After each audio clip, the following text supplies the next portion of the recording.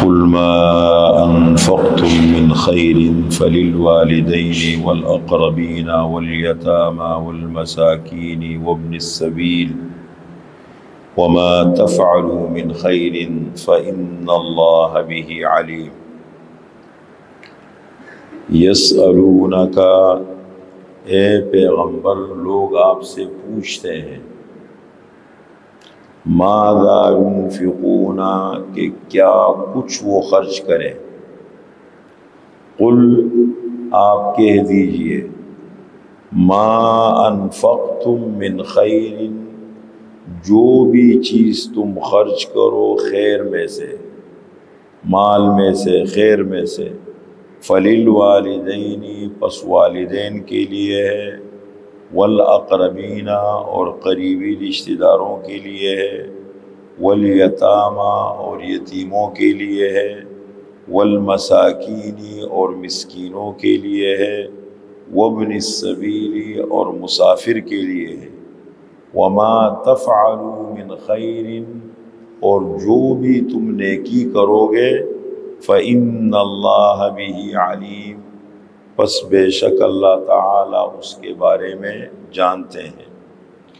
یہ سورہ بقرہ کی آیت نمبر 215 ہے، آیت نمبر 215۔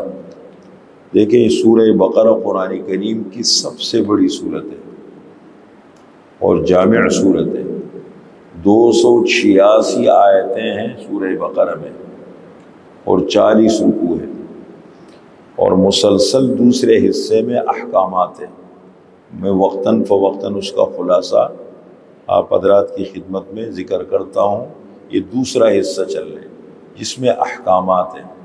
اس دوسرے حصے میں سورہ بقرہ میں کل 7 سوالات ہوئے ہیں۔ عنوان اس کا یسألونک یسألونک یسألونک، 7 سوالات ہیں۔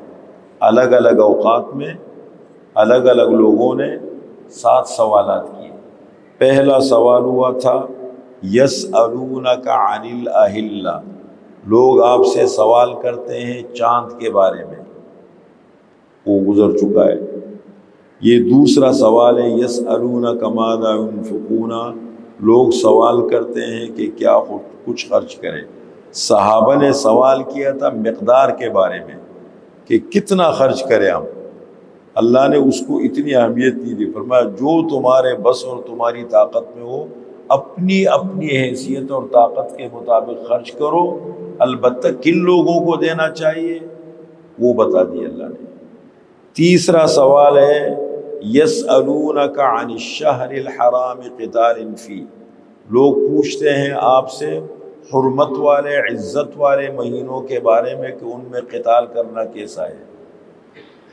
چوتھا ہے یسألونک عن الخمر والمیسر، لوگ پوچھتے ہیں آپ سے شراب اور جوئے کے بارے میں، شراب اور جوا کیسا ہے، اس زمانے میں حکم نہیں آیا تھا۔ پانچواں سوال ہے یسألونک ماذا ينفقون، پھر سوال اٹھا کہ کیا کچھ خرچ کرے، فرمایا جو تمہاری ضرورت سے زائد ہو اللہ کی راہ میں۔ چھٹا سوال ہوا یسألونک عن الیتامى، لوگ آپ سے پوچھتے ہیں یتیموں کے بارے میں، معاشرے میں یتیم ہے، بچہ ہے، بچی ہے، ان کے ساتھ ہمارا سلوک کیسے ہو، کیا کرنا چاہیے۔ اور ساتواں سوال ہے یسألونک عن المحیض، لوگ آپ سے سوال کرتے ہیں حیض والی عورتوں کے بارے میں، وہ خواتین کے جن کو ماہواری مخصوص دن ہو تو اس کے بارے میں ایک سوال ہوا۔ یہ 7 قسم کے سوالات ہیں جو ہوئے ہیں اور اللہ نے اس کے جوابات دیے الگ الگ۔ تو یہ دوسرا یسألونک ہے، یسألونک ماذا ينفقون، اے پیغمبر لوگ آپ سے سوال کرتے ہیں، آپ سے پوچھتے ہیں ماذا ينفقون کہ کیا کچھ وہ خرچ کرے۔ انفاق دین کا بہت اہم حصہ ہے، خرچ کرنا بہت زیادہ قرآن کریم نے اس کو اہمیت دی ہے۔ آپ صلی اللہ علیہ وسلم بہت اہتمام فرماتے تھے، صحابہ کا بہت زیادہ ذہن بناتے تھے۔ ایک تو زکوٰۃ ہے، وہ تو فرض ہے، اگر کسی پر زکوٰۃ بنتی ہے وہ فرض ہے۔ زکوٰۃ کے علاوہ عام صدقہ خیرات دینا اپنی اپنی حیثیت طاقت کے مطابق، 2 چیزوں کا خیال رکھ کے ضرور دینا چاہیے، اپنی حیثیت کے مطابق دے۔ اللہ اس کو نہیں دیکھتے کہ آپ نے کتنا خرچ کیا، اللہ یہ دیکھتے ہیں کہ آپ کی سوچ کیا ہے۔ اور دوسری بات یہ ہے کہ صحیح لوگوں کو دینا چاہیے، خرچ کرنے میں یہ احتیاط کریں کہ صحیح لوگوں کو دیں جو مستحق غریب ہوں۔ تو سوال انہوں نے اٹھایا، یسألونک ماذا ينفقون، لوگ سوال کرتے ہیں آپ سے کہ کیا کچھ خرچ کرے، کتنا خرچ کرے، مقدار کتنا ہونا چاہیے، یہ سوال اٹھا۔ تو اللہ نے اس کو اتنی اہمیت نہیں دی۔ ہو سکتے ایک آدمی 1 کروڑ دے، ایک آدمی 10 لاکھ دے، اور ایک آدمی 100 روپے دے، وہ 100 روپے کروڑ پہ بھاری ہو جائے، اس لیے کہ اللہ تعالیٰ نیت کو دیکھتے ہیں۔ ایک آدمی کی حیثیت 100 روپے کی ہوگی تو 100 روپے خرچ کرے گا نا، اللہ اس کو دیکھتے ہیں۔ تو اصل چیز نیت ہے۔ تو سوال ہوا کہ کتنا خرچ کرے، اللہ نے فرمایا اس کو اتنی اہمیت مت دو۔ یسألونک ماذا ينفقون، لوگ پوچھتے ہیں کہ کیا کچھ خرچ کرے۔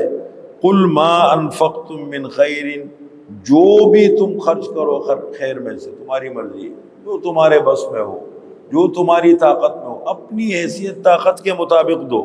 لیکن کن کو دینا چاہیے؟ فللوالدین، بس والدین کے لیے ہے، والاقربین، اس زمانے میں چونکہ احکامات نازل ہو رہے تھے والدین کا مصرف رکھا۔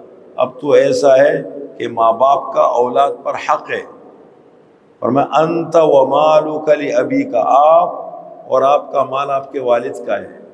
والدین پر ویسے بھی جو کماتا ہے پھر اپنے ماں باپ رہتے ہیں ان کو الگ سے صدقہ، وہ بھی صدقے میں آتا ہے، وہ بہترین اعلیٰ درجے کا صدقہ ہے، لیکن وہ حقوق میں بھی آتا ہے۔ ایسا نہیں ہے کہ انسان لگا ہوا ہے خرچ کر رہے اپنا، باقی کام کر رہے اور ماں باپ کی طرف توجہ نہیں ہے۔ خصوصاً ماں باپ جب الگ رہتے ہوں تو بہت زیادہ خیال رکھنا چاہیے، یعنی کہ بیوی کا غلام بن گیا تو ماں باپ کو پوچھتا نہیں ہے، یا اپنے عیاشیوں میں لگ گیا، فضول خرچیوں میں لگ گیا، ماں باپ کو پوچھتا ہی نہیں ہے۔ ماں باپ کو پہلے نمبر پر رکھنا چاہیے۔ تو والدین ہے، فرمایا فللوالدین، والدین کے لیے ہے، والاقربین، قریبی رشتہ داروں کے لیے۔ خاندان کے اندر غریب تلاش کریں، اگر اپنے خاندان کے اندر رشتہ داروں میں کوئی غریب ہے وہ بہت بہترین مصرف ہے۔ فقہاء نے مسئلہ لکھا ہے کہ اگر مثال کے طور پر آپ کے شہر کے اندر، پڑوس کے اندر غریب ہے تو کہیں دوسرے شہر میں دینا وہ مکروہ ہے۔ آپ کے پڑوس میں، آپ کے شہر میں ایک غریب رہتا ہے اور آپ کو اچھی طرح معلوم ہے کہ یہ مستحق اور غریب ہے، اور آپ جا کے دوسرے علاقوں میں دیتے ہیں، یہ مکروہ ہے۔ لیکن اگر دوسرے علاقوں میں آپ کے رشتہ دار رہتے ہیں ان کو دینا افضل ہے، اس لیے کہ وہ رشتہ داری ہے، ان کا بھی بہت حق بنتا ہے۔ رشتہ داروں کا باقاعدہ حق ہے، مزاج ملے نہ ملے وہ ایک الگ چیز ہوتی ہے، کبھی ملتا ہے کبھی نہیں ملتا۔ خاموشی کے ساتھ اپنے خاندان کے اندر غریب تلاش کرے، ان کو تھوڑا تھوڑا کر کے دے، خاموشی کے ساتھ دے۔ یہ کہنا ضروری نہیں ہے کہ میں زکوٰۃ دے رہا ہوں، اگر زکوٰۃ دے رہے ہیں تو یہ کہنا ضروری نہیں ہے، اپنی نیت زکوٰۃ کی رکھیں، ان کو کہیں یہ میری طرف سے ہدیہ ہے، چاہے وہ بار بار اصرار بھی کرے، آپ کہہ سکتے ہیں میری طرف سے ہدیہ ہے۔ بعض لوگ نہیں لیتے، خاندان میں خوددار ٹائپ کے لوگ ہوتے ہیں یا اور لوگوں میں، تو یہ کہنا ضروری نہیں ہے کہ میں زکوٰۃ دے رہا ہوں، اگر زکوٰۃ دے رہے ہو بولو یہ میری طرف سے ہدیہ ہے، اپنی نیت دل میں زکوٰۃ کی رکھے۔ تو فرمایا والاقربین، ماں باپ کے لیے ہے، قریبی رشتہ داروں کے لیے، والیتامى، یتیم معاشرے کے اندر، جیسے آگے یتیم کے بارے میں احکام آئیں گے، کسی معاشرے میں یتیم ہے، بچہ ہے، بچی ہے، ان کو بہت زیادہ اہمیت دی گئی ہے۔ آپ صلی اللہ علیہ وسلم نے فرمایا مسلمانوں کے گھرانوں میں وہ گھر سب سے بہتر گھر ہے کہ جس میں یتیم ہو اور ان کے ساتھ بہتر سلوک کیا جائے، اور وہ گھر بدترین گھر ہے کہ جہاں یتیم ہو اور ان کے ساتھ بدترین سلوک ہو۔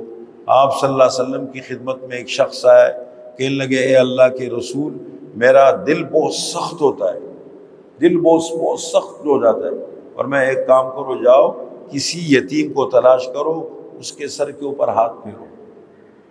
انا وکافل الیتیم کہاتین، فرمایا میں اور یتیم قیامت کے دن دونوں ایسے ہوں گے، انگلی سے اشارہ فرمایا۔ تو ان کا بھی بڑا حق ہے، خصوصاً پھر خاندان میں ہو، بیوائیں ہوتی ہے، یتیم بچے خاندانوں میں رشتہ داروں میں ہوتے ہیں، ان پہ خصوصی نظر رکھی جائے۔ اس کی برکت سے اللہ ہمارے مسئلے حل کریں گے۔ والیتامی یتیم ہے، والمساکین مساکین ہے، عام غریب معاشرے کے اندر۔ دیکھیں ایک یہ پیشہ ور لوگ ہیں، وہ تو ہماری بھی عادت ہم دیتے ہیں، شرن ویسے ٹھیک نہیں ہے، ان کی حوصلہ افزائی کرنا اور ان کو دینا انہوں نے پیشہ بنا لیا ہے۔ اسلام میں اس کا تصور نہیں ہے کہ مانگنے کو کاروبار بنا۔ میں وہاں ایک جگہ ہم کام کرتے ہیں، میں روزانہ جاتا ہوں تو میں نے 10 روپے کے اتنے وہ رکھ دیتا ہوں، وہ دو دن میں ختم ہو جاتے ہیں۔ اتنے مانگنے والے آتے ہیں، عورتیں الگ آ رہی ہیں۔ اب میری عادت ہے، میں کہتا ہوں کسی کو واپس مت لوٹو، دے دیا کرو، لیکن وہ آتے ہیں، ہے غلط۔ یہ جو چوراہوں پر دروازوں پہ کھڑے ہوتے ہیں، اب انہوں نے بتایا ہمیں کہ افغانستان کے اندر انہوں نے ایک تو نشہ کرنے والے جتنے تھے سب کو ختم کر دیا، علاج کر دیا سب کا، اور ایک کو کچرے سے اٹھایا، مر رہا تھا نشہ کرنے والا، اس کا جب علاج کیا وہ ٹھیک ہو گیا، پتہ لگا وہ بہترین قسم کا خطاط ہے اور 2 مرتبہ زندگی میں پورا قرآن کریم لکھ چکا ہے، وہ نشے میں لگ گیا تھا۔ اسی طریقے سے مانگنے والوں کو ختم کر دیا انہوں نے کہا جو کام کرنے کے قابل ہے وہ کام کرے، جو کام نہیں کر سکتے ان کو گھر پہ پیسے ملیں گے، وہ مانگے نہیں، روڈ پہ نظر نہ آئے۔ منع فرمایا آپ صلی اللہ علیہ وسلم نے، بہت تاکید کی ہے کہ مانگنے کو پیشہ مت بناؤ۔